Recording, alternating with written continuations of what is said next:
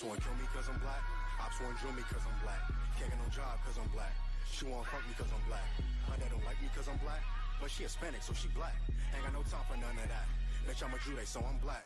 Cops wanna kill me cause I'm black. Ops wanna drill me cause I'm black. Can't get no job cause I'm black. She wanna fuck me cause I'm black. Her dad don't like me cause I'm black. But she Hispanic, so she black. Ain't got no time for none of that. Bitch, I'm a Jew, so I'm black. I can't fight the cops and the ops. Stolen Glocks, heavy on the block. While a crack tucked in the sock. Instead help the ones I love. He was on the block for the grub. If you from my side, then it's love. Wanted big knots, busting out the jeans, but we was hurting all the fiends. Without that crack, he look just like me.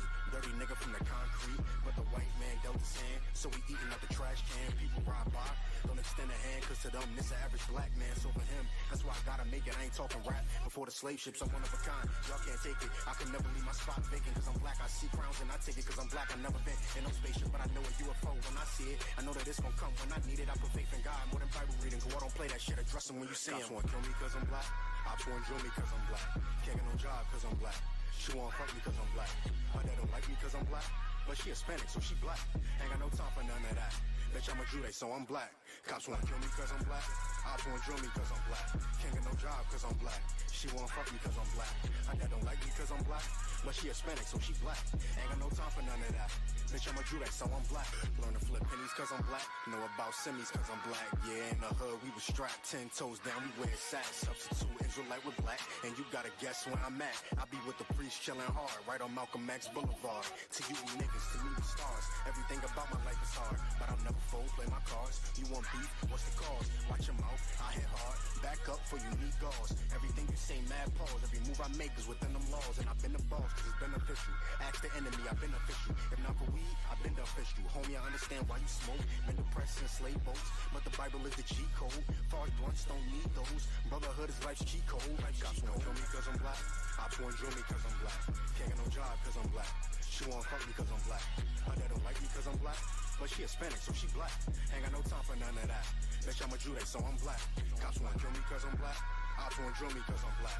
Can't get no job cause I'm black. She wanna fuck me cause I'm black. Her dad don't like me cause I'm black. But she Hispanic, so she black. Ain't got no time for none of that. Bitch, I'm a Jew, so I'm black. I don't gotta buy J's cause I'm black. I don't play 2K just cause I'm black. Fought my whole life cause I'm black. But I left his eye blowing black. Ain't got a trap cause I'm black. Ain't got not one face tat. But I'm still getting profile, cause I fit these crackers profile. Scruffy beard with the dark skin, baggy sweats with the butter Timbs. So they know they can't butter him, so they rather jail sound muzzle him. If you touching him, ain't just cuffing him, cause I'm a law keeper, a peace bringer, no tranquility, a peace bringer. Deuce to the street sweeper, covers flip, I be slicing shit. But gunned out with die in the icy wrist, that shoulder my chest ain't complete shit. Touch me, I'm all when you blocking shit, cause I'm black. You think I gotta cock the fifth? Well, that's a stereotype, that's accurate. Cause crackers laying niggas in these cold streets and then tell my brother he got a beef with me. Cops wanna kill me cause I'm black. Ops wanna drill me cause I'm black. Can't get no job cause I'm black. She wanna fuck me cause I'm black. Her dad don't like me cause I'm black. But she Hispanic, so she black. Ain't got no time for none of that. Bitch, I'm a Jew, so I'm black. Cops wanna kill me cause I'm black. Ops wanna drill me cause I'm black. Can't get no job cause I'm black. She wanna fuck me cause I'm black. Her dad don't like me cause I'm black. But she Hispanic, so she black. Ain't got no time for none of that. Bitch, I'm a Jew, so I'm black. So I'm black.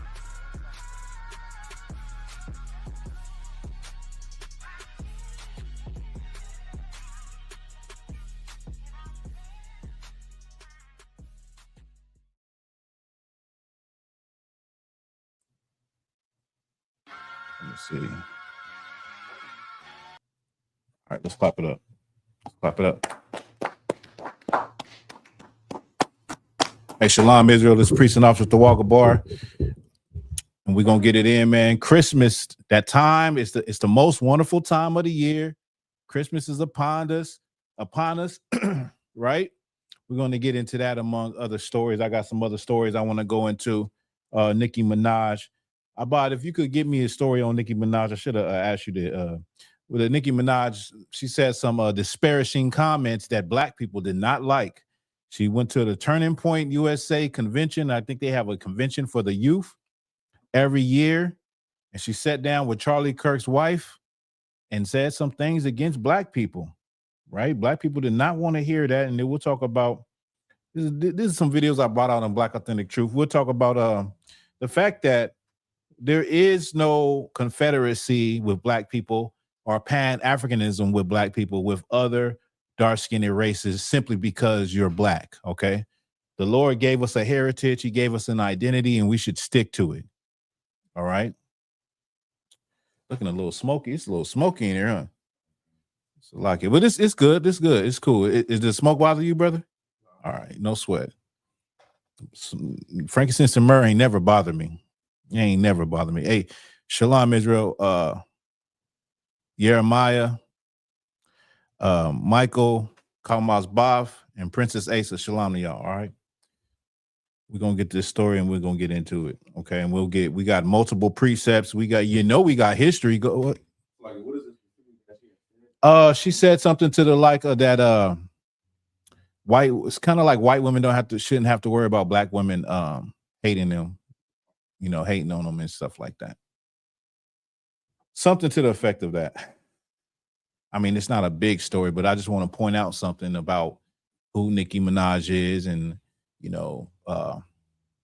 what's with the brother name Tariq Nasheed calls them tethers, right? we just say, everybody that black is not really black. You know what I mean? You got it? Okay, let me hear it. You got the microphone? So like I said, Nicki Minaj scolds black women while praising white beauty at America Fest. It says she scolds black women while praising white beauty.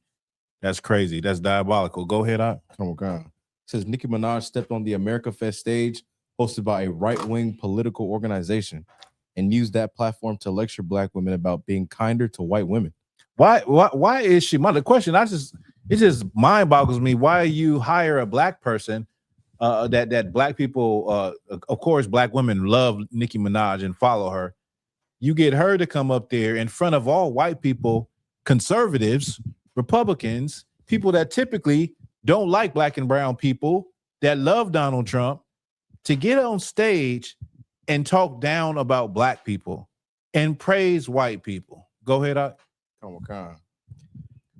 She praised she praised the Trump-Vance administration, criticized black women for challenging white beauty standards, and framed racism as a personal insecurity.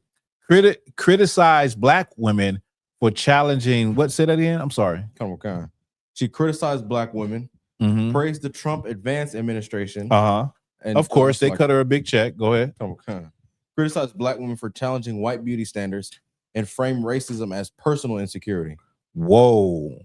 So she goes to talk to the people who have committed the most racism against God's people and say that God's people, black people, need not to be racist, as though we're the ones that are racist. We're the ones that's the problem.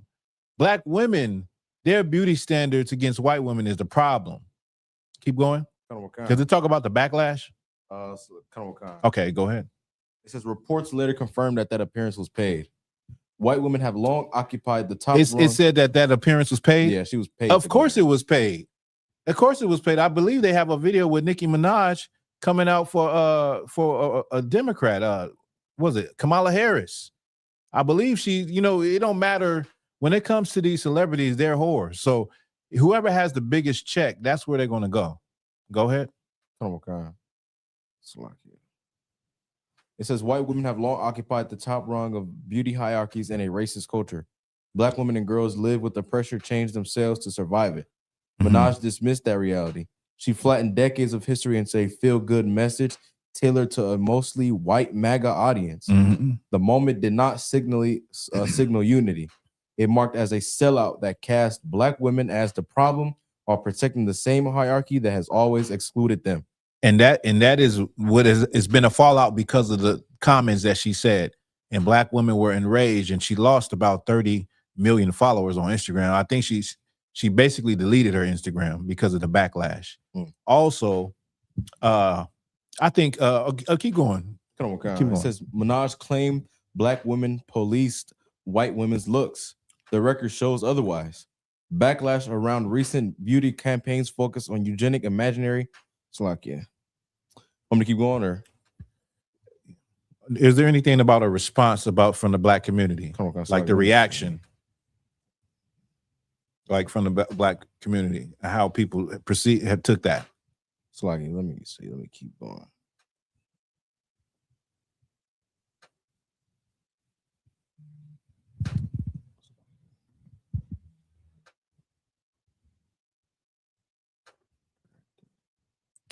Salakia.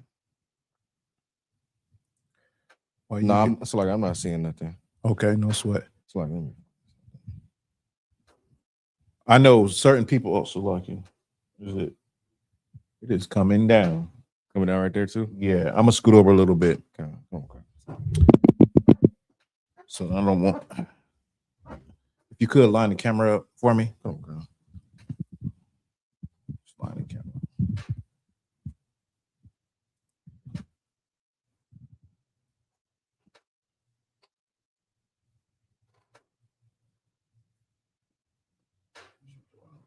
That's the one. So there's a backlash with this situation with Nicki Minaj, and deservedly so. Right. And what I want to talk about is the fact that black people think Nicki Minaj is black. Nicki Minaj, her father is East Indian. And in this situation, also right now, you had what's the girl that was married to Kanye West? Amber Rose has spoken up for Nicki Minaj. She's another one of them that people think that she is black. Her father is white. You understand? The point is that Nicki Minaj does not have the same spirit as you. Nicki Minaj is the East Indian in her spirit, right. Just like Kamala Harris, just like Barack Obama. They look black, and they might have a color to their skin, but spiritually they are not yours, and they don't have the same spirit. So that's why it seems weird that someone who you thought is black would get on stage with Turning Point USA and talk down on black people. It's because she is not black. She just wore black women blackface and performative in a way that was performative as a hot girl. You understand? That's what Nicki Minaj did, and she got black people who made her money. That base of black women is who basically funded her career. And so when you look at different groups, you understand, we understand in the truth that blacks, Hispanics, and Native Indians, we can look at any kind of way, but we also go by who your father is. And Nicki Minaj, her father is a heathen. Right. And so you can't expect any how can I say confederacy with people like that. She's no different than Brick Lady. Brick Lady was someone who black, Hispanic, and Native Indians thought, if you could, what you do is get like a towel or something and put it in there so you won't really hear it drip on those things. Black, what was her name? I don't remember her name. She had a crazy African name, but she was Somalian. Brick Lady, the one who acted like she got hit on the side of the head by a brick, and then she went on to say, black men don't protect black women, and all kind of black women hopped onto it. Yeah, black men don't protect black women. So she did black women blackface, and everybody believed it. Then it came to find out that she wasn't even black, and she was lying. You understand? And so when it comes to these people, you got a Bible? You got a Bible? Let me get what do I want? Give me what do I want? Give me Deuteronomy. Get it Deuteronomy 6 and 7. I think I use that. And in the next story, we'll get Exodus 11 and 7.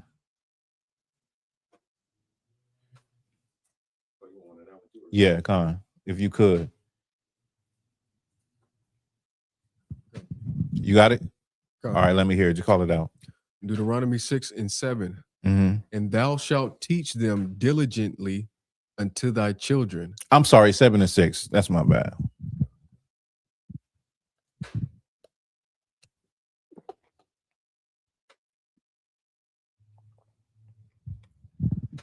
Deuteronomy 7 and 6. Mm-hmm. But thou art an holy people. Right. The Lord said we are a holy people. We are a people. And most of y'all already know what this means. Everybody should know that's been in class and you've been listening to the truth for a certain amount of years that holy means to be separate. Go ahead. Unto the Lord thy God. Uh-huh. The Lord thy God hath chosen thee to be a special people Uh-huh. unto himself. Uh-huh. Keep above going. all people that are on the face of the earth. Above all people that are on the face of the earth. When it comes to who we are as a people, We are different from everybody else. The Lord made us special. He made us different. Now, the problem is Black and Hispanic people, you suffer from colorism. That's the problem. You have the white man's ideology in your brain. And so anytime you see somebody that has color in their skin, you automatically give them the pass. You automatically believe that they are you. And all they have to do is act with the mannerisms that we know that Black people have. All they have to do is come to the hood and put on a blue rag and say cuz a couple of times and, chuck up, the gang signs. And you can have a goddamn African from the hood. All they have to do is, say the things that Black women want to hear. Say the things that Black men want to hear. And you will accept them, not knowing that these people are, according to their forefathers, their fathers, they are not us. They not like us. And so you get disappointed later on. Barack Obama was not one of us. Y'all love Barack Obama. He was not us. But see, all Barack Obama had to do was show you he could play some basketball and, get at that Denzel Washington handshake, and you accepted you accepted him.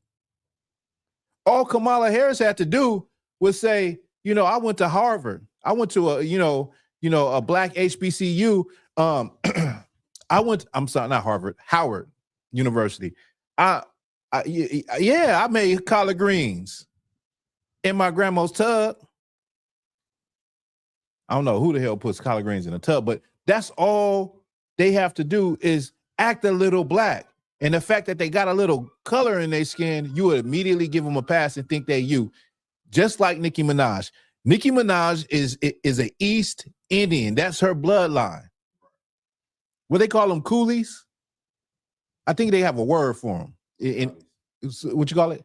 Punjabis. There's another word, like it might be like from Jamaica, where they call them coolies or whatever the case may be, like a foreigner or whatnot. But yeah, Punjabis. That's what Nicki Minaj is. Nicki Minaj, if it wasn't for her coming to America and starting to rap, and I'm pretty sure somebody write her rhymes. Somebody write all their rhymes. She would not be who she is. She'd probably be somewhere on the side of the road eating Goop Scoop. Like, let's be real. That's it, brother. You could drop that. So that's it on that. Now, I want to go to another topic. This is a video where African embarrassed these two brothers, asking a question that, because they're not in the Israelite School of Universal Practical Knowledge, they would know. They would know not to ask an African this question. Okay. Let me get this. Pull this video up.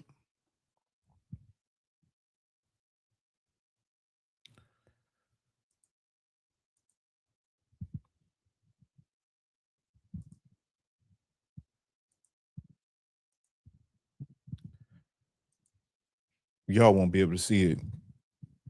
You'll be able to hear it though. Let me see.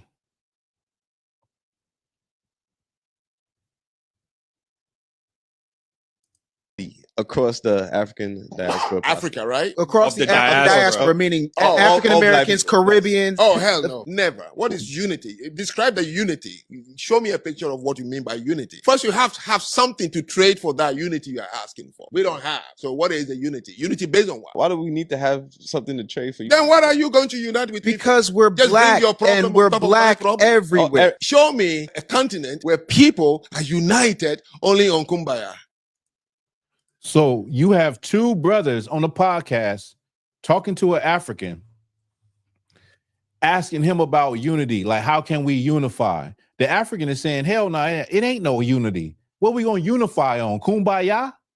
The African already knows, like, we're not the same people. But the brother says, I mean, we're black everywhere.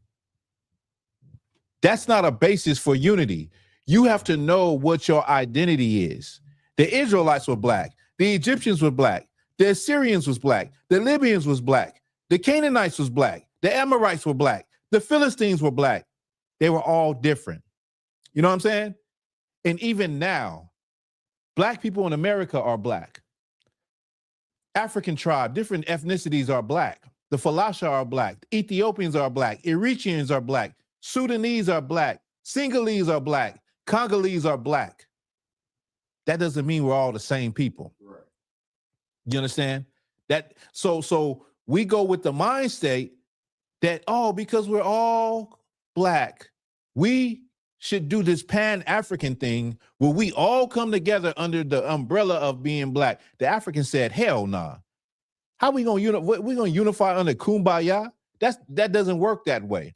And that goes to show that the miseducation of blacks, Hispanics, and Native Indians in America. Right. And the fact that you don't have an identity, that for something so small and trivial, you'll say, this is what we need to unify on, the color of our skin. You're a goddamn fool, man. Give me Exodus 11:7. Let me show you something. Because at all times in the ancient world, everybody was dark skinned. If you go to the walls of ancient Egypt, they have on the walls when they conquered their enemies. You have the Pharaoh holding the enemies by the head. All of them are black. They're all their enemies. There has never been in the history of the world a unification of people simply because they have the same color of skin. Go ahead, let me hear it. This is Exodus chapter 11, verse 7. But against any of the children of Israel shall not a dog move his tongue against man or beast, that ye may know how that the Lord doth put a difference between the Egyptians and Israel. The Lord put a difference between the Egyptians and Israel based on how he loved the Israelites. So there's a difference between people that possibly from the naked eye could be the same people. Joseph was mistaken for an Egyptian. Paul was mistaken for an Egyptian. You understand? And if you took one of us, or let's just say somebody from West Africa, you might get some people that look like Black Americans, because that's where predominantly Black Americans came from. So, of course, there's still a mixture of in people out there that are God's people, right? But if you take us, there's some people that you just can't mix us up. Like you can't mix us up with an Ethiopian. They have a certain phenotype and a certain look. You can't mix up a Black American with an East Indian. They got a certain phenotype and certain look. Go ahead. You gonna say something? I was having a debate with a brother, or not a brother, somebody, and we was basically I was trying to prove to him that the Jews in the Bible was black. And he told me based on the DNA, because he doesn't believe in the Bible, so we argue scripture. So I said, during the disbursement of the Jews fled where? West Africa, correct? He said, yeah. He said, if you take, let's say, he was trying to disprove my point. Yeah. Then he's trying to say, if you take, say a Negro from North Carolina, this is his example. If you do a DNA test, they're either going to come from West Africa or Europe. I said, you just cut yourself and you don't even know it. Yeah. You just said that majority of Black people today will come from West Africa, proving what? Right where the Jews fled. So, right. Yeah. I mean, basically, that's what it is. If you look at the migration patterns, it's very clear to see that Israelites were all over Africa, East Africa, South Africa, and West Africa, North Africa and West Africa. So what the point of this video is, this just shows you many Black people think how these brothers think. They think that, we should be unified because Africa is the motherland and, we Black, you Black. So why can't we get along? Why can't we come together? And I would ask a brother or sister, I'll say, if that's your belief, why haven't they ever came to get you in the past? Not contrary to popular belief, not all of Africa is, mud huts and people that can't help themselves and hoping the white man drop rice from the sky. It's very civilized in Africa, but the question is why ain't they doing DNA tests? Why ain't they doing Ancestry.com and trying to find their so-called lost loved ones and their family members that were sold into slavery? Why is it you that is reaching out to them and trying to be a part of what they got going on? It's because you are the lost sheep of the house of Israel. That's why. You don't have an identity, and you think that, okay, these people are my people because we're all black, and that's where we originated from, not even knowing that you're the children of God and that he created you separate. He made you better than all of these other people. Right. And you despise us for saying it. You get upset at us for even mentioning the fact that you are God's chosen people. But I bet you if a white man he sat on a pulpit of wood and put on a suit and tie and stood in Hollywood Boulevard and told black people they were the children of God, they would believe it. But a nigga from the ghetto, you just cannot believe what we are saying. And we're so evil. Meanwhile, you're trying to love some people that don't even love you, right, that don't even identify themselves as being with you. This African straight out told him he embarrassed them. And it's good. Black people need to be embarrassed. You need to find out the hard way that nobody loves you and nobody is on your side but the Most High. And once you turn to him, then you'll have good success. Then the curses will leave. Then you won't have to worry about the things you worry about every day and every night. You won't have to worry about what it's going to feel like in the morning when I wake up and I wasn't able to put that Christmas present that my son wanted under the tree. What it's going to feel like when it's known that I have let him down and I've let my wife down and I let everybody down because I couldn't afford it. You know, I'm trying to do the best I can.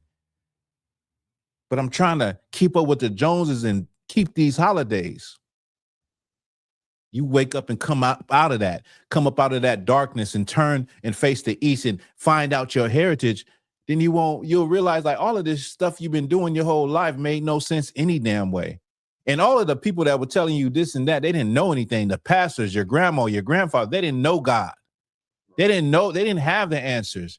All of the religious leaders, the black leaders that talk so good and eloquent and have all the answers, they can tell you everything was wrong with the black community and lay down all the statistics, but they don't have the answers to how we can truly be fixed. You know what I mean? The moral of the story is stop trying to be everybody. You're going to get you're going to get embarrassed trying to love Africans. You know how many brothers and sisters went to Ghana on that return to Ghana? I'm talking about black people with their stuff together, had saved up savings. You went, brother. You went to Ghana? Give me an experience in Ghana. So when I went to Ghana, the experience overall, it was a lot of fake love. That's the best way I can put it. Mm-hmm. It was a lot of, hey, welcome, please come. But then when you get there, most of the smiles and things are based on how much they can get from you.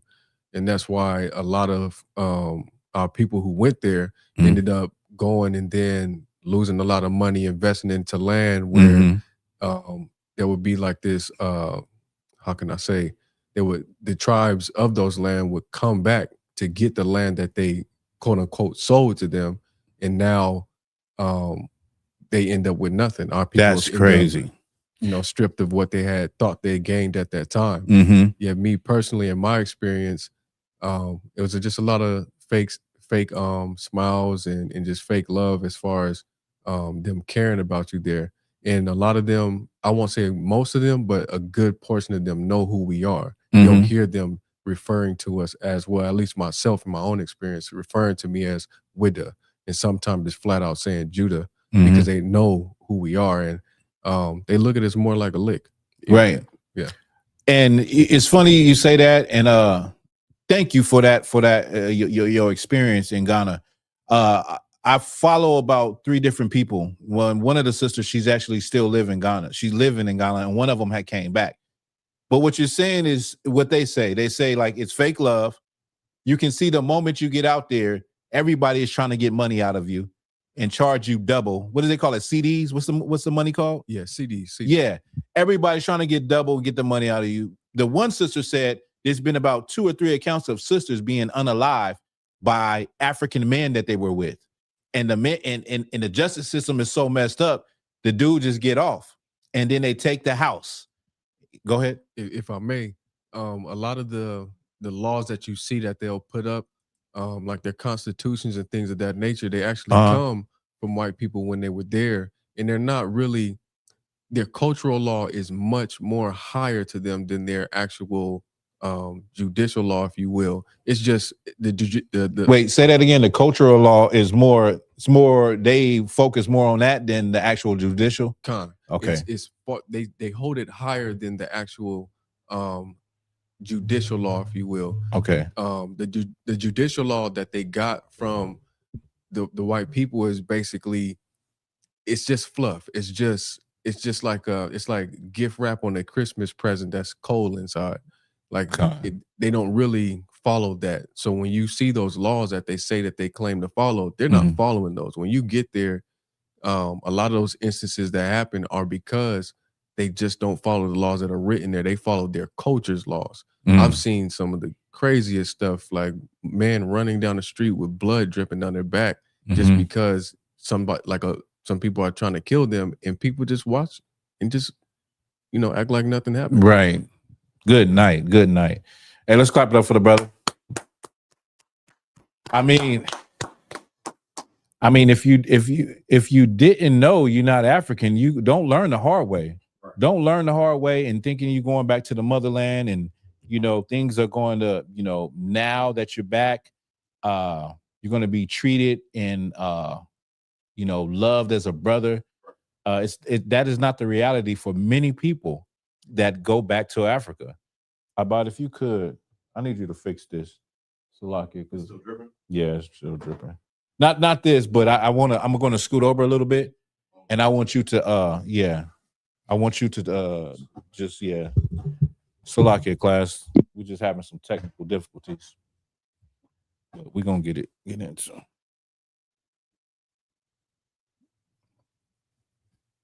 That's the wild. Yeah. That's perfect. Yeah.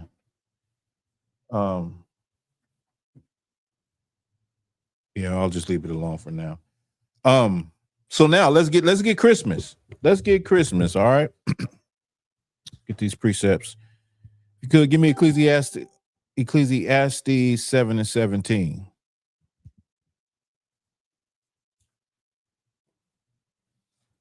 Ecclesiastes 7 and 17. Okay. You got it? Okay. All right, let me hear it. This is Ecclesiastes chapter 7, verse 17. Be not over much wicked, neither be thou foolish. Why shouldest thou die before thy time? Yeah, man, this is what we know what this is talking about. This is talking about being overly wicked, man. Being a fool, living a life, or doing something that is stupid. Like tonight, or the nights leading up to tonight, where people were going out and robbing people and burglarizing homes and, doing all type of things they shouldn't do in order just to get some money to have a good Christmas. Why should you destroy yourself? Earlier today, it was a brother, he was talking about how he stole a tree.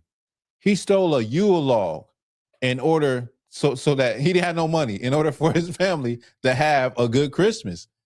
And I said how, when I was younger, me and my cousin, we ran in people's houses when they wasn't there in order to have some money. Because it's not just about putting Christmas trees, putting, stuff under a Christmas tree. It's more about the spirit of this time. This time, the witchcraft of this time of the season of the year makes a person say, I need to get it. I ain't got nothing. I need to get it. You know what I mean? And when it comes to black and brown people being in poor communities, that's what goes through your head. That goes through your head of how I'm going to get it. Even though you might not be planning on celebrating or buying anything, you like, maybe you just want to have some money in your pocket, but you're seeing everybody else in the most wonderful time of the year having things. And it pushes you to do something stupid and foolish. Read it from the top again. This is Ecclesiastes chapter 7, verse 17. Be not over much wicked, neither be thou foolish. Why shouldest thou die before thy time? Yeah, man, why are you going to die? Why are you going to do something stupid for a holiday you're not even supposed to be celebrating and die before your time? Die in your young age. Die before you even get 21. die before you're 25. You didn't even get a chance to actually live a life. You know what I'm saying? If you could give me let's get Jeremiah 10:1. All right. Got a lot. We're gonna go into some history. Also. Come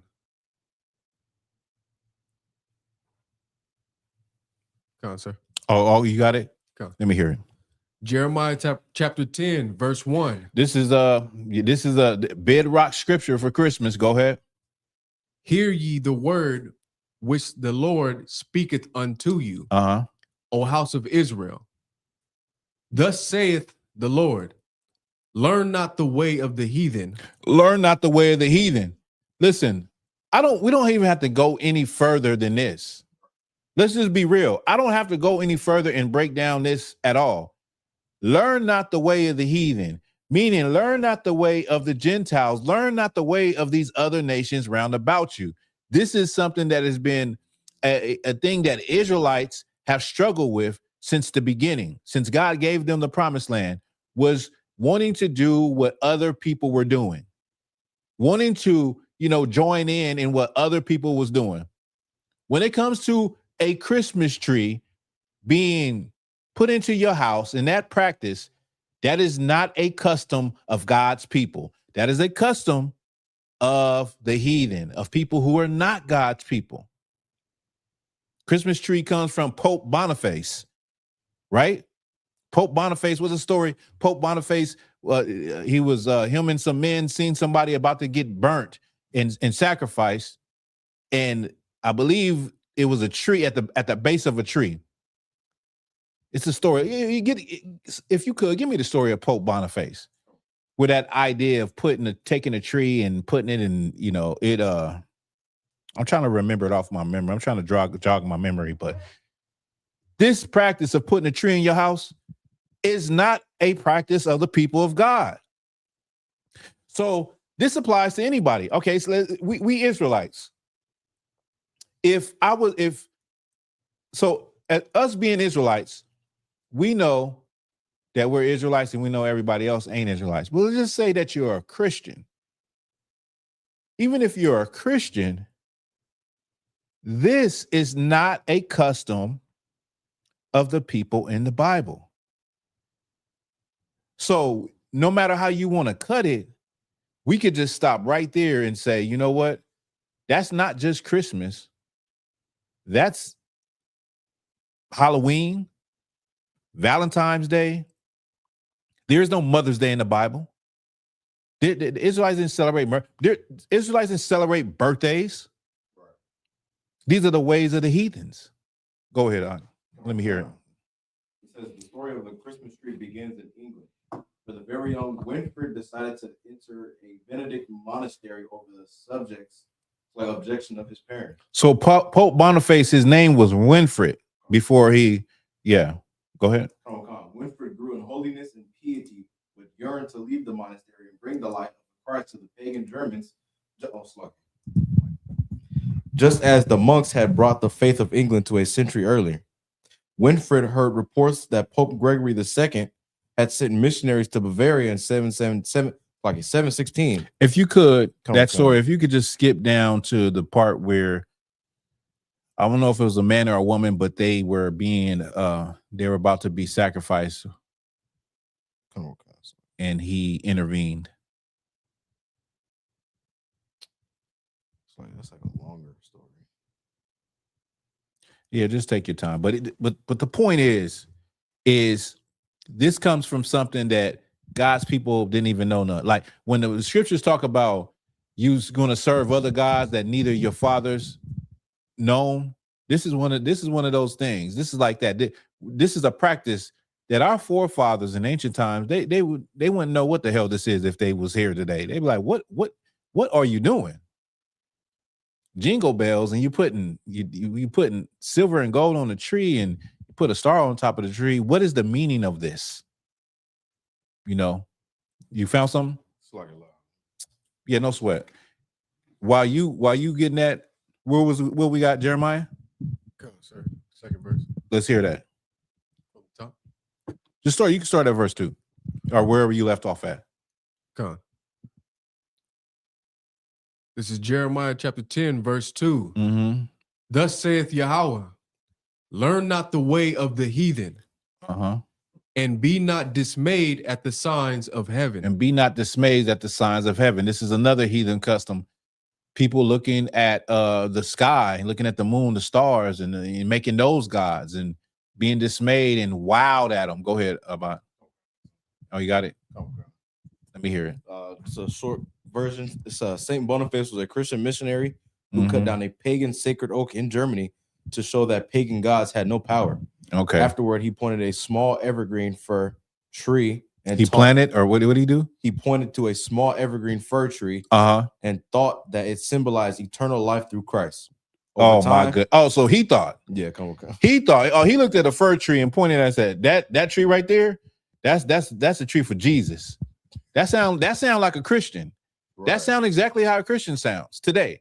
And say, you know, I know what you guys are saying, that it's not in the Bible and it's not a practice of them, but you know, this represents the birth of our new king. Like, what bad is that? Like, how can you find fault with me with that? Go ahead, Come on. Over time, this idea helped shape the Christmas tree as a Christian symbol rather than a pagan one. So the Christmas tree once was a pagan symbol, but now it's a Christian symbol. Now it's a symbol of, you know, the baby Jesus being born and our new king, and it's Christ-like, and it reminds you of Christ coming into the world and being the light of the world. That's BS. That is a tradition of men, and that is not what the people of the Bible celebrated. Go ahead, For the heathen are dismayed at them. Keep going. This is Jeremiah chapter 10, verse 3. For the customs of the people are vain. For one cutteth a tree out of the forest, the work of the hands of the workmen with the axe. Verse 4. So this man goes and cuts a tree with the axe. Go ahead. They deck it with silver and with gold. They deck it with silver and gold. I mean, that is a practice that you can say, like, man, that's definitely what people do with a Christmas tree. Like, people probably do that with other things, but you know for sure they decorate it with that silver and gold stuff. Go ahead. They fasten it with nails and with hammers that it move not. So they put it in their house so it don't move. They fasten it with nails so it just stand up. Go ahead. Verse 5. They are upright as the palm tree, but speak not. They must needs be born because they cannot go. Be not afraid of them, for they cannot do evil. Neither also is it in them to do good. Now, this tree is upright like the palm tree. It must be born, meaning it can't move. It needs to be carried. But don't be afraid of it, because people would think that a spirit is in a tree in ancient times. The Egyptians had a palm tree that they worship. You know, the Assyrians had the tree of life. You can look this up in the record. You know what I mean? The point is that the idea that you come here, you go out and buy a tree that some workmen then cut down and he done put it into one of those tents and they sell Christmas tree. You get the Christmas tree, you put it in your house, you deck it with silver and gold, and you look at that as a symbol of Jesus Christ. When the Bible does not say you can't make something a symbol of Jesus Christ. You know what I mean? The Bible doesn't say it. It says it's a custom that is not of the people of God. It is a heathen custom. And Jeremiah 10:1 verse 2 says, learn not the way of the heathen. But because we are hard-headed, stiff-necked people, we think that we can put on what we feel on God. We say, well, you know what? You know, that's how I feel. You know, that's how I want to worship Jesus Christ. What's wrong with it? What's wrong with me, you know, acknowledging the birth of the Messiah and putting the Christmas tree in my house? Well, the Lord didn't ask you to do that. And they don't celebrate. The Lord didn't ask you to celebrate his birthday. That's not in the, you can't find that in the scriptures where the Lord said, any scripture that says to acknowledge Jesus Christ being born in, you know, for eternity. It's not there. It's just not there. If you could, let's get give me Amos 5:21. Let me show you what God thinks about those things that we do that we think in our heart is pleasing to him when it is really is not. You got it? Let me hear it. This is Amos chapter 5, verse 21. I despise your feast days. The Lord said, I despise your feast days.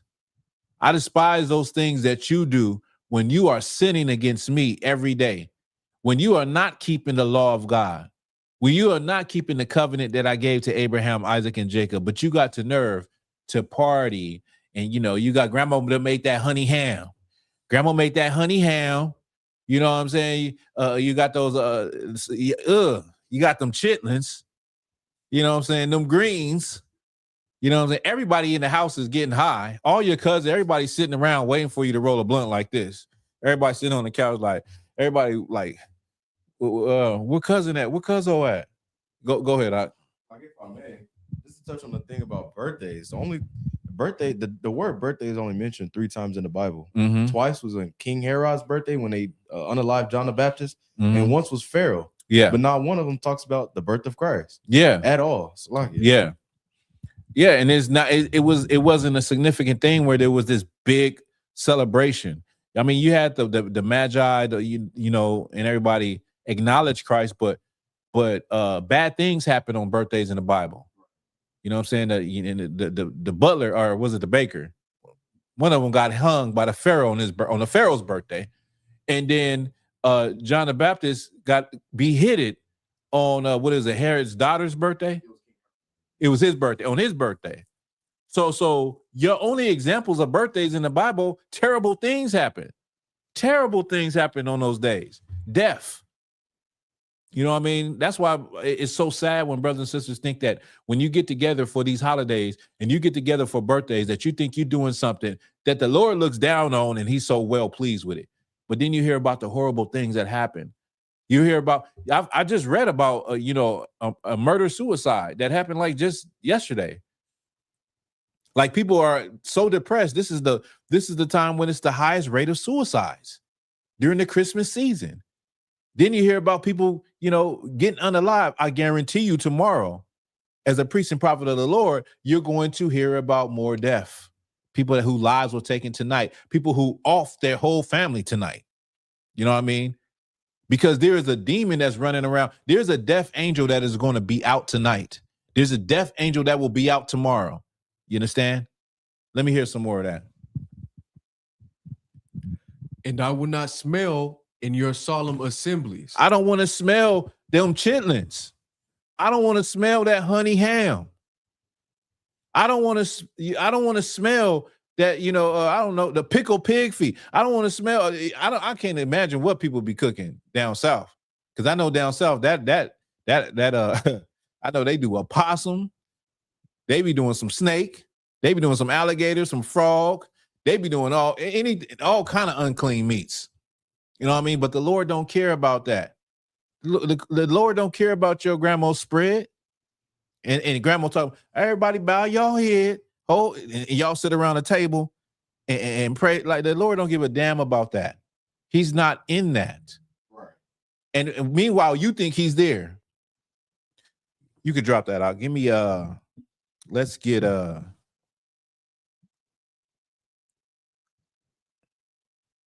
do I want to get? Give me Ezekiel 33:11.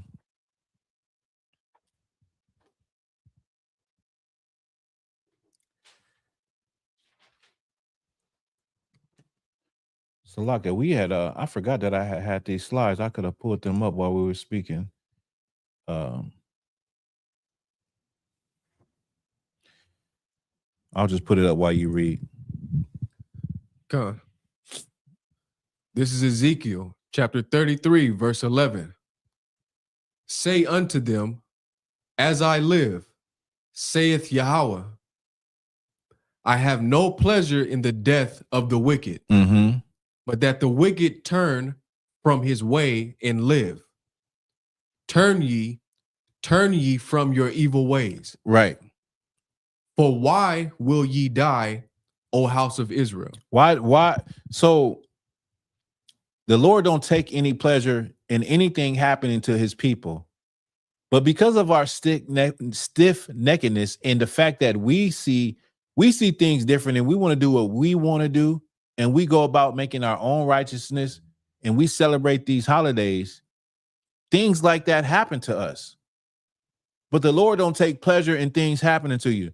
Like, you got to really ask yourself, why did these things happen to people on a holiday of all times? What, like it would be better if it wasn't a holiday, but why did somebody die on their own birthday?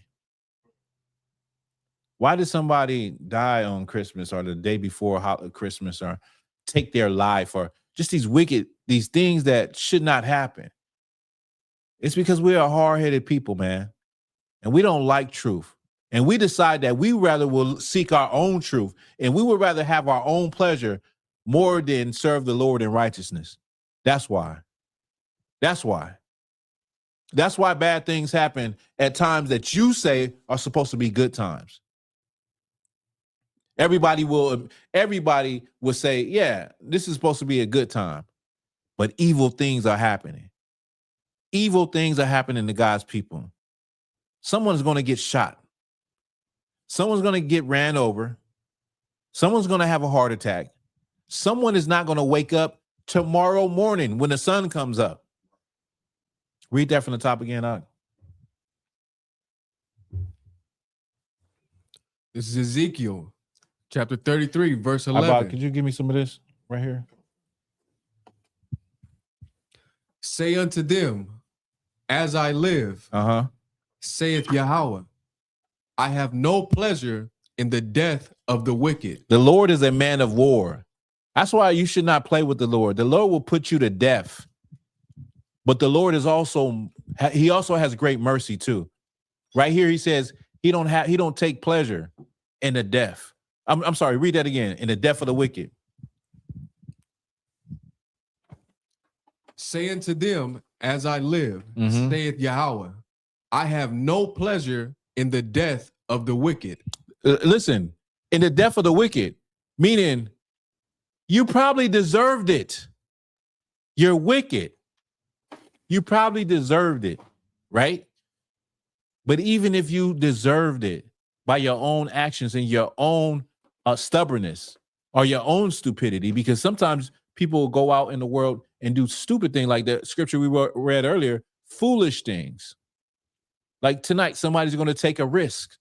Somebody's going to see a nice car roll up at a gas station and think, I can take a risk. This is the lick I need to hit. And they don't know that person is readily prepared. And guess what? When they thought they was going to make a victim, they end up becoming the victim. Just so they could get some money for Christmas time. Just because of Christmas, they thinking everybody got it like that. And just because of the spirit of the holiday that makes people do these type of things and put the pressure on people that really don't have anything. But it was a foolish choice. Even if it's foolish, the Lord said, I don't take pleasure in the death of you.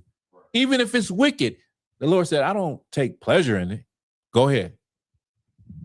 But that the wicked turn from his way and live. But that the wicked turn from his way and live. That you stop doing the thing that you're doing. Stop thinking the way that you think. Because the way that you think is going to end your life very quickly. The way that you think is going to have you in a situation where you're calling for help and there is none. The way that you think, you have to change. You have to turn from that way. You have to turn from the evil that you imagine in your head that you go out in the world and do. Or you will end up in a grave, or you will end up in a cell. But right now we're talking about death. You'll end up in a cell and hey, that's it. But the Lord don't take pleasure in it. That's it on that precept. Now let me get we did the Saint Boniface, right? Okay. I want to talk a little bit about Saint Nick. Many of y'all probably already know this. This is Saint Nick. Saint Nick was a bishop. He was bishop of Myra. Okay. And what Saint Nick used to do, he was a black man. And what Saint Nick used to do was give money to orphans. You know, he had money, so he would give out charity. And over time, I believe when Saint Nick passed away, he was so venerated that people wanted to try to steal his body a lot of times just to, you know, touch his bones. That's how much people venerated Saint Nicholas or Saint Nick. Now, there's a video I want to play. Let me get this video. Now, this is a video of maybe I should screen share. I'm gonna screen share. This is a video of a man going to find out who was the real Saint Nick. So he went to the actual church in Italy, you know, where they hold the records and everything and venerate Saint Nick. So let me get this together for y'all.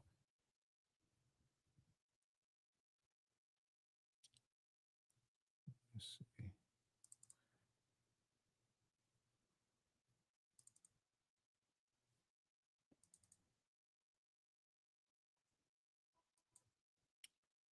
All right.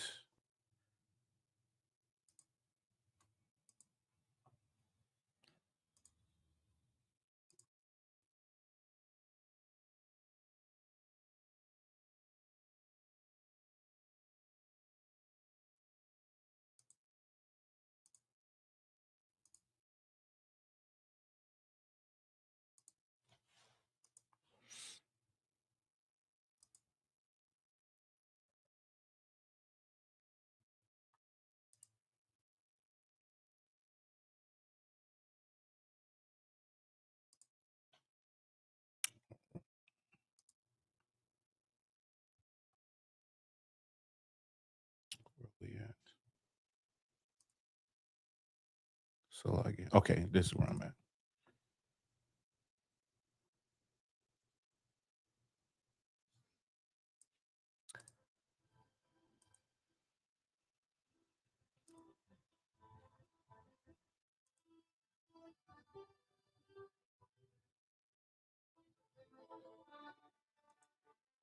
Is it playing?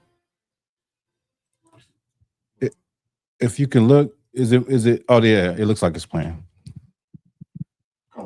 Yeah, I just wanted to make sure. So this is a guy that went out to see looking for the real Saint Nick. So he's at the church in Italy. Okay. And I'm just going to scroll up through. Now, this is Saint Nick. Let me see if I can make this bigger. Can we make it bigger? No, we can't make it bigger. All right. Let me show. I'm just going to scroll up through it. So you got a whitewash image right here. Now, I want you to pay attention to something. This is Saint Nick. This is what Saint Nick looked like, right? And that is in Italy. Okay, now if you go, I'm gonna scrub a little more. Now, if you look at this on the wall, and let me see if I can blow this up for y'all on let me see if I can blow this up.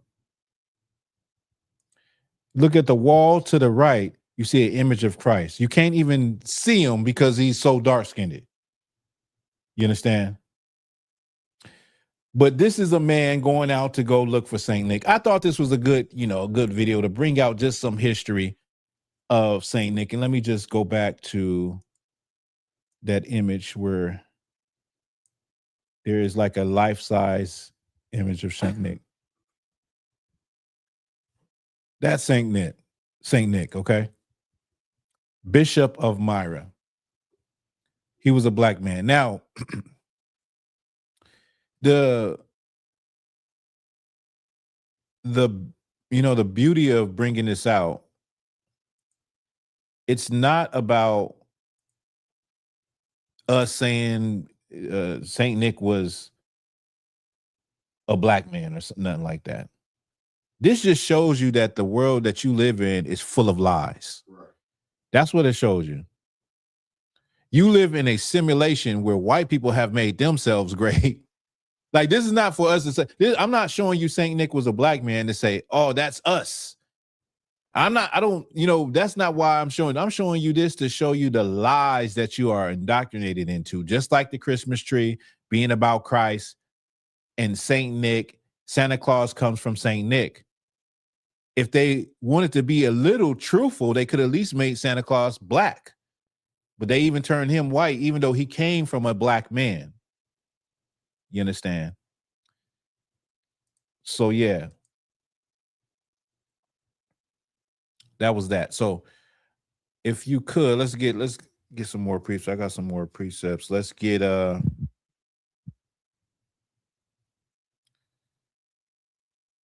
we at? Let's get Luke 2:1.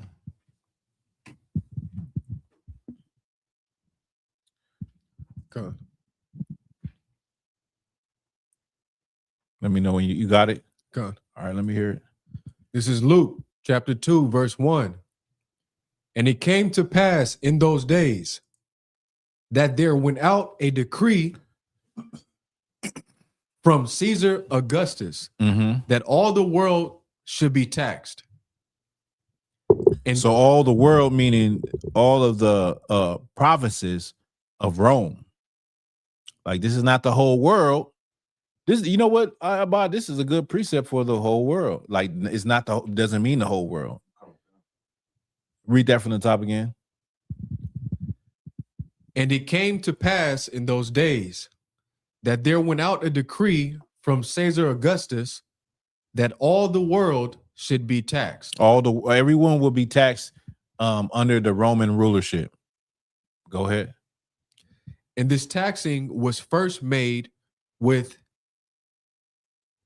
Cyrenius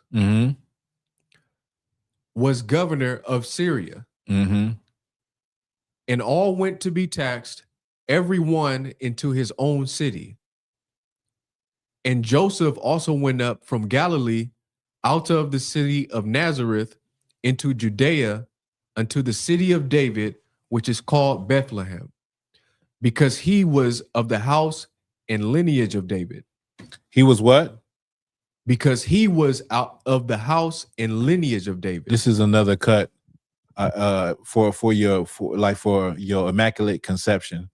When people try to say that Jesus came from, an immaculate conception, meaning God got Mary pregnant, when Christ could not be Christ unless he came from the seed, keyword, seam, sperm of his forefathers, King David, right? And so right here is showing you that Joseph was of the lineage of what? I'm sorry, read that part again. Because he was of the house and lineage of David. He was of the house and lineage of David. Okay, keep going. Verse 5, to be taxed with Mary, his espoused wife, being great with child. And so it was that while they were there, the days were accomplished that she should be delivered.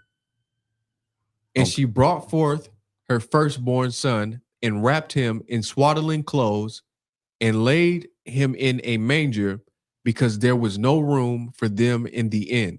So keep going. I'm sorry. And there were in the same country shepherds abiding in the field, watching over their flock by night.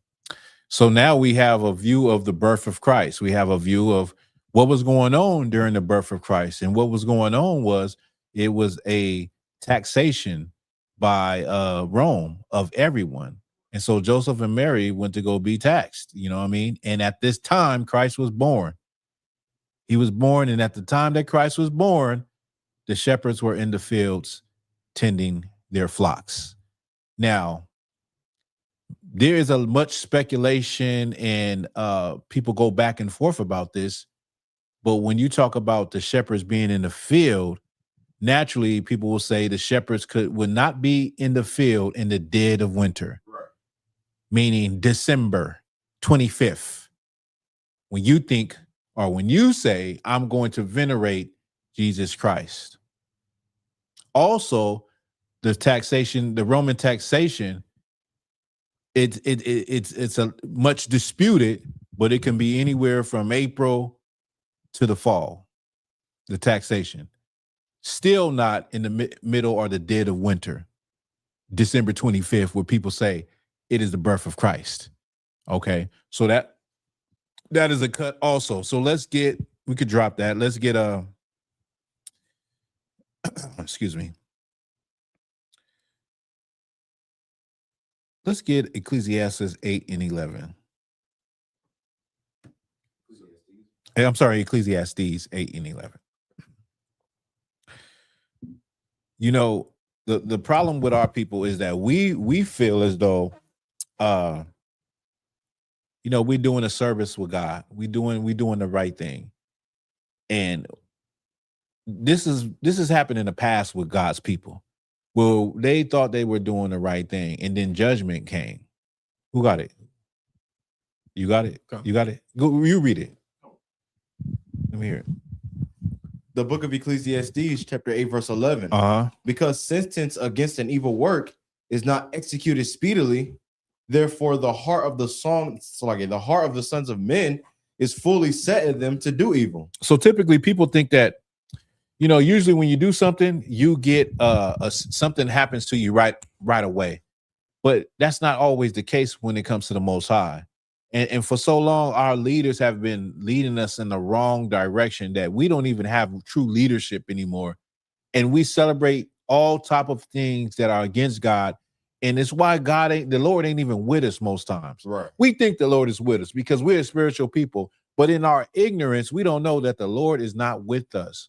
He can't be with us when we are doing things that are against him. Right. It's just impossible for the Lord to fight our battles. It's impossible for the Lord to fight the oppression, to fight the racism for us and be on our side because we're not on his side. You know what I mean? And the Lord is going to bring judgment, man. And so when we talk about these things about you need to stop doing this, you need to stop doing that, it's because we're like a warning. We're like a alarm clock. Now I don't want to say alarm clock, but we're like a trumpet that's blowing. It's telling you this is wrong. This is against the Lord. And it's been so long. It's been over 100 years that we've been celebrating everything that is against God. You know what I mean? And we get it in our head that it's the right thing to do because nothing has never happened to us as a nation of people, as a group of people. I'm not talking about individuals, but the things we do against God, because the sentence hasn't come, because the Lord has not really, really done anything, we think it's okay because it hasn't been executed speedily. Well, God knows my heart. I love God, not my Jesus. We think we know God. We think God is like God is like a little genie for Black and Hispanic people. Like he's in a little bottle. Like I can call on him when I need him. I can, he'll work for me when I need him. Whatever situation we're going through, we think that the Lord is with us. And when, we just building up a lot of wrath from the Lord. And because he ain't just hit us with something, we just think that we're just gonna be able to keep on doing it. Right. And that's why Christianity, they're really locked in when they talk about we living in grace, brother. It's a time of grace. Now, yeah, grace is a time period. Like when you have to pay a bill, you got a grace period until now that you in trouble because that grace period done ran out. Christianity, they act like grace is unlimited. Like back in the day, you used to put minutes on your phone. Like, yo, you got unlimited minutes with Jesus Christ, brother. You can mess up now and then later. Listen, you in the grace period. You ain't got to get right. You ain't got to change. You can keep doing what you're doing. Don't worry. Ask for forgiveness. The Lord will forgive you. That's not the God we serve. We serve a God that he's a living God. Right. And he's going to punish you for the things you do against him. Don't think that you're smarter than the Lord. You're stupid if you think you're smarter than the Lord. You know what I mean? And I understand our people being ignorant and not knowing, not understanding the type of God that they serve. But once you understand who he is, bro, don't think that you're smarter than God. Don't think that he don't see everything. Don't be a crash dummy. You know what I mean? Let me see. This is another. Give me no. That's what I want. The heart is deceitful and desperately wicked. And then I want to get Mark 3:27.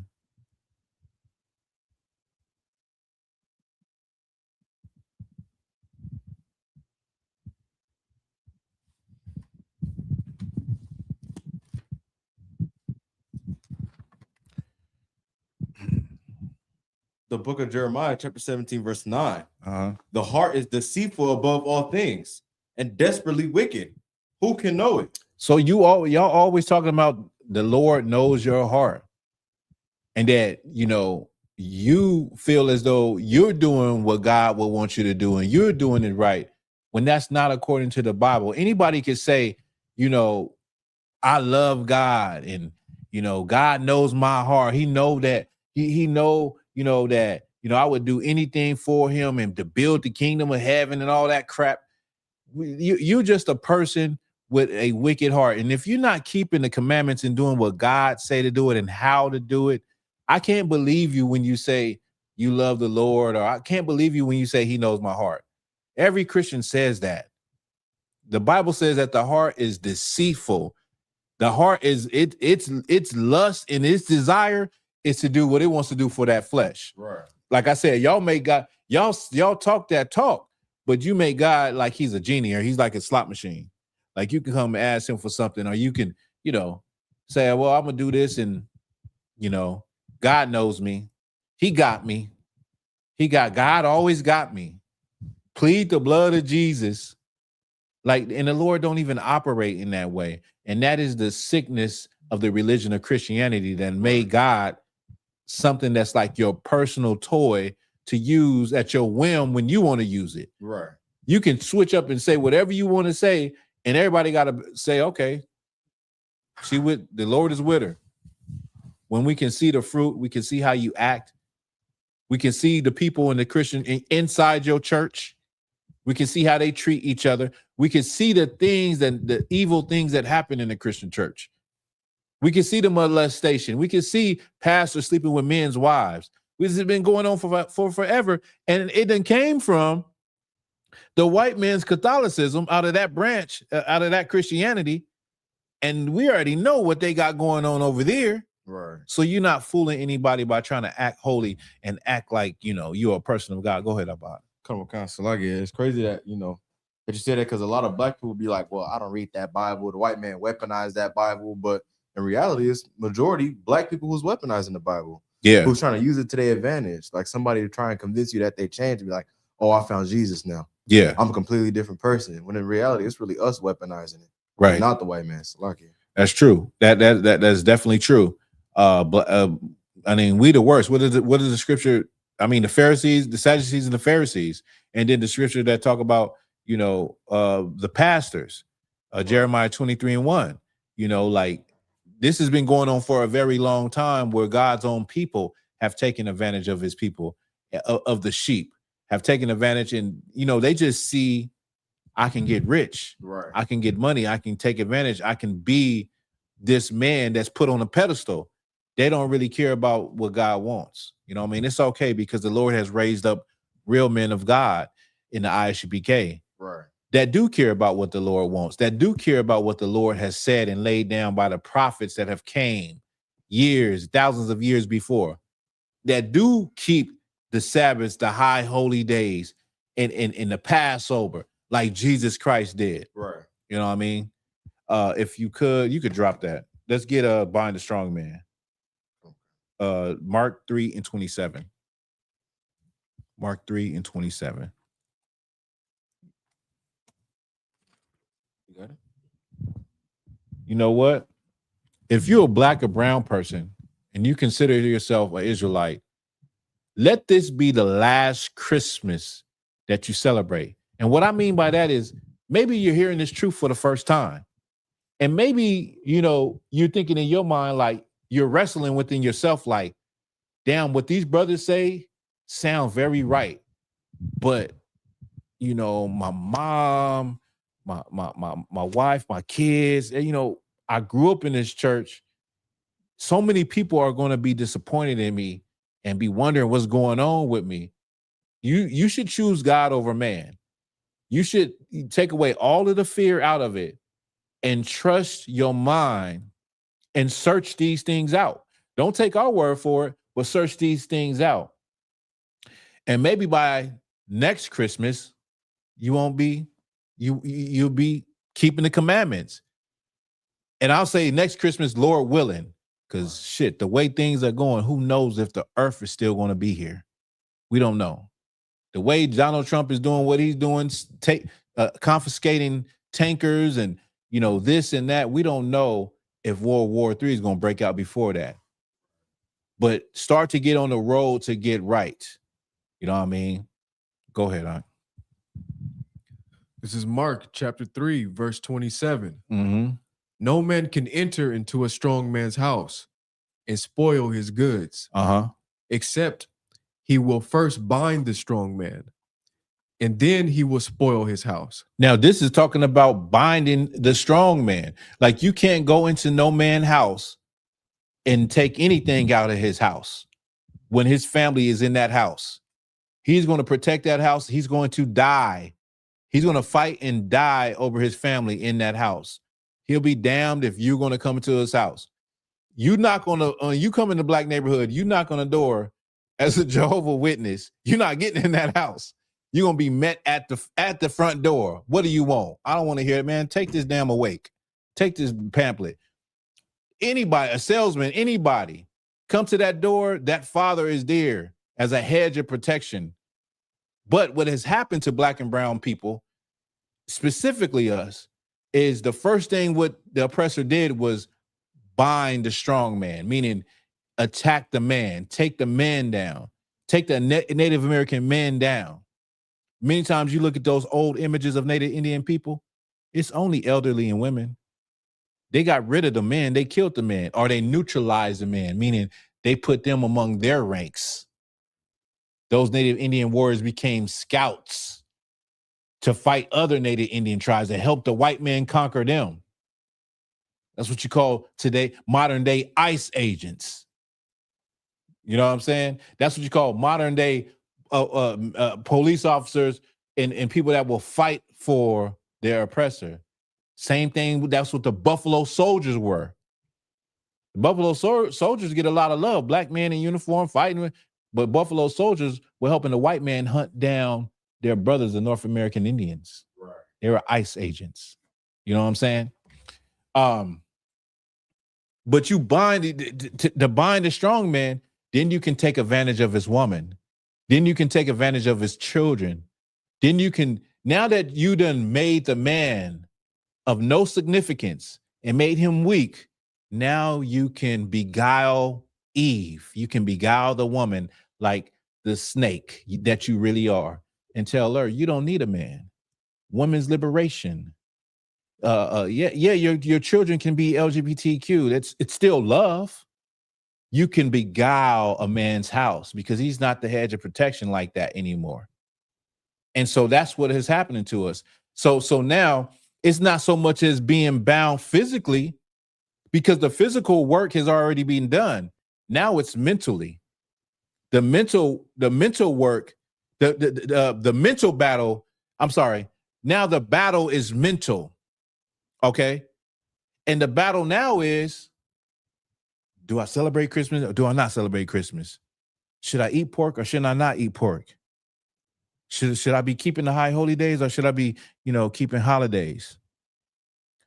It's mental now, right? Now your oppressor has put his ideology and his way of life into your head. And now in 2025, you're trying to relearn and reprogram yourself on how to serve God, but it's hard because you so accustomed to living the life of your oppressor, of a European lifestyle.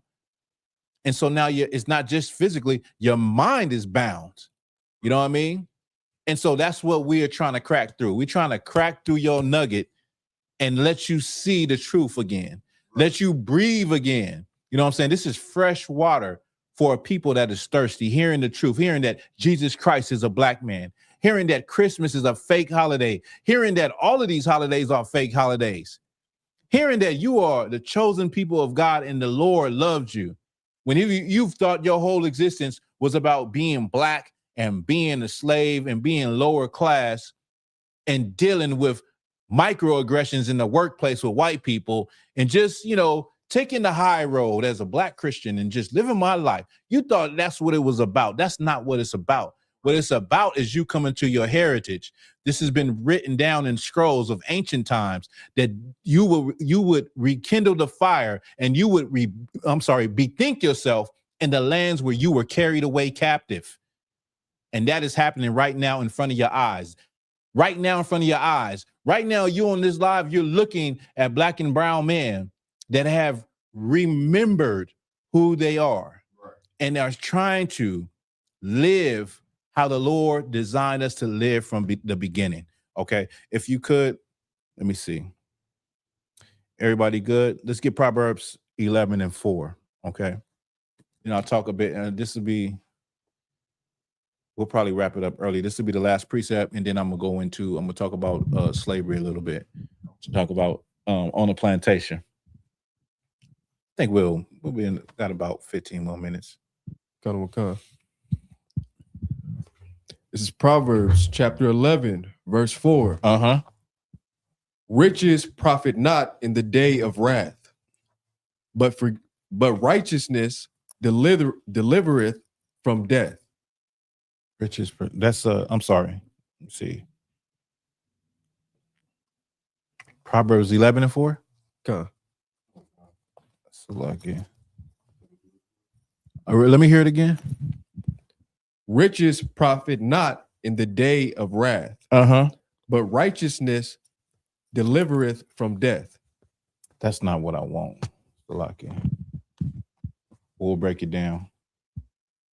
We'll still break it down. All right. Read it from the top again. Riches profit not in the day of wrath, but righteousness delivereth from death. Yeah, riches profit not in the day of wrath. Listen, you can be as rich as you want to be, but having money doesn't mean anything, man. Y'all know about what was that? A co-founder, Steve Jobs, for Apple, co-founder. He died. He had some kind of cancer that was something that was uncurable. One of the richest men in the planet Earth. Riches don't profit anything, but righteousness do. And righteousness is basically just living upright. Living upright, meaning you doing what's right according to God. That's what righteousness is. It's real simple. Just do what God asks you to do. Listen, keeping the commandments is not okay. It depends on your on the demons that you're dealing with. But overall, keeping the commandments and what the commandments commandments demand of you is not hard. It's not painful. The battle is all in your head. Okay. From what I've learned through my experience with things that I might have struggled with, is that the battle, 90% of the battle is right here. Is right here in your nugget. That's where the battle is, right? Because if you can rule over your spirit, you can defeat any demon, you can defeat anything that you're struggling with. Okay, but the battle starts in the head. That's where it starts. And if you're going to be righteous, listen, if you live a righteous life, man, there's a lot of benefits to that. There's a lot of things that you can say that, listen, I don't have to deal with. I don't have to go through. I don't have to worry about. It's like half of the battle is done for you because you're putting your trust and you're putting that weight on the Most High, on what he said he'll do if you do what he said. And so, it's a win-win in my book, you know what I mean? But always remember that life is about warfare. Life is the battle is with your flesh. Go ahead, you gonna say something? Salakia. So I wanted to know, is it wrong to look for a battle in the spirit of being prepared for the battle before you get to it, whilst praying to be whilst praying to not be led into temptation. So is it, if I reword it, is it wrong to look for those battles with temptation to seek out where you might find them throughout maybe your day or whenever so be it? Is it wrong to look for them to try and conquer them, but at the same time praying not to be led into them? I don't think that it's wrong to look for a battle. I don't think, I mean, usually people are not looking for the battle, but you're saying they're like looking for a battle in order to get sharper. Like, is that what you're saying? Like you're looking for the battle in order to do, are you saying you want the battle to come? So it's like a test. Is that what you're saying? Sir. So for example, oftentimes when I plan out what I have to do for the day, sometimes I look at certain spans of time in the day where, let's say for instance, I used to smoke cigarettes. So when I go to a gas station, or if I'm walking past, I know I'm gonna walk past a smoke shop, something of that nature, I know for a fact I'm gonna see it. So I know there's a possibility that I might be tempted at that point. So I'm already preparing for that interaction, if you know what I mean. Like maybe somebody comes out and they say, hey, you know, I can't smoke the rest of this. You want this or whatever, so be it. No, no. Now I understand what you're saying. No, it's not nothing wrong with that. And you always want to gird yourself up anyway to if you know you're going to be in places like that and you know what you're trying to do, you know what the new walk that you own, what you're trying to do. And you know that these things are going to come about. You know what I mean? That's a temptation. That's a temptation. And that's where the mind is. That's where the battle is. The battle is not physical, but it's in the mind. And the mind already know, like if your mind says do it, your body is going to do it. So it's really is your spirit over your flesh. You already know that you're going to come across people that smoke. You're going to smell smoke and all of those things. So I don't see anything wrong with already preparing your mind for the battle. You know what I mean? It's like putting on your armor. You're about to go outside. You know you're going to go here. You're going to go there. You're going to encounter these things. It's inevitable. You just got to put it in your mind that I'm not going to crack. I'm not going to fall. You know what I mean? The water. I'm going to wrap it up. Let's get, I want to talk about just real quick. Now, just to bring it home, okay, when it comes to Christmas was okay, this is a European holiday, a Germanic holiday. You got all kind of things thrown in there. You have the wreaths, that comes from Saturnalia. That's part of Christmas. You have the elves, and you have Santa Claus, who originally was Thor, right? Odin, Thor, turned into Father Christmas, then to an elf, and then Coca-Cola redesigned Santa Claus, and the Santa Claus you have today in the red clothing, that comes from Coca-Cola, okay? The point is none of these things come from your people, okay? Now, on the plantation, our people got days off, and those days off were Christmas, New Year's, and Independence Day. Those are times when you working all this hard labor, you get a time to refresh, you get a chance to eat some food you haven't probably ate, some different meats, some sweets, some cakes, some pies, drink some alcohol, play some music, dance, and have a good time. They call it frolicking, right? But this was the option. You really had no option. You could stay in the slave quarters and say, I ain't gonna come out, but who would have did that after working all year? You're gonna come out and enjoy yourself also, okay? So it was also a time where the slave master would have other slave masters come and you know, spend some days. So these slave masters would come with their servants, or they would come with some servants that probably were sold to them from this plantation. So for the slaves, it would be like a family reunion a lot of times. A father would be seeing his son again. and he ain't seen them in a year. A mother seeing her daughter, it would be a family reunion because you was sold off somewhere. Okay. What you have to keep in your mind is that your people did these things when they had no choice. We are no longer slaves. We no longer have chains. You know what I'm saying? We are no longer bound like the scripture we read. You got to bind the strong man. We are free. We have freedom. We have freedom of religion. We have freedom to make new choices. We have freedom to do that which our family we came up doing. We don't have to do the same things that our grandmother taught us, our grandfather taught us. We have freedom now. We have the freedom to serve our God, the God of the Bible, the God of Abraham, Isaac, and Jacob, who was against any holiday, any observance of the heathen. So if you claim to follow God and you claim to love Jesus Christ, then by understanding the scriptures, understanding the Bible, understanding the history of how we got here, you would throw Christmas away.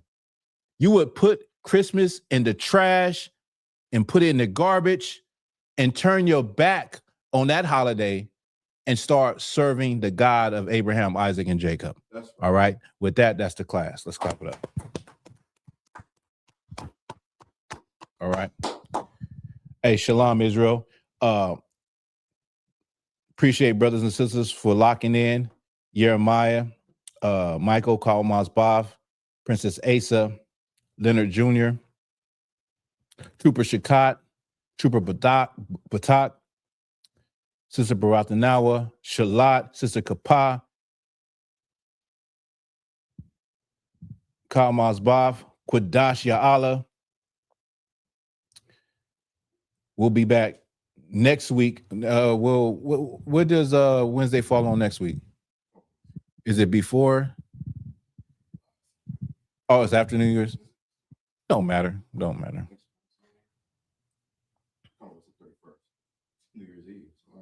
Oh, so we'll be back New Year's Eve. So with that, Israel, shalom. All right, let's clap it up.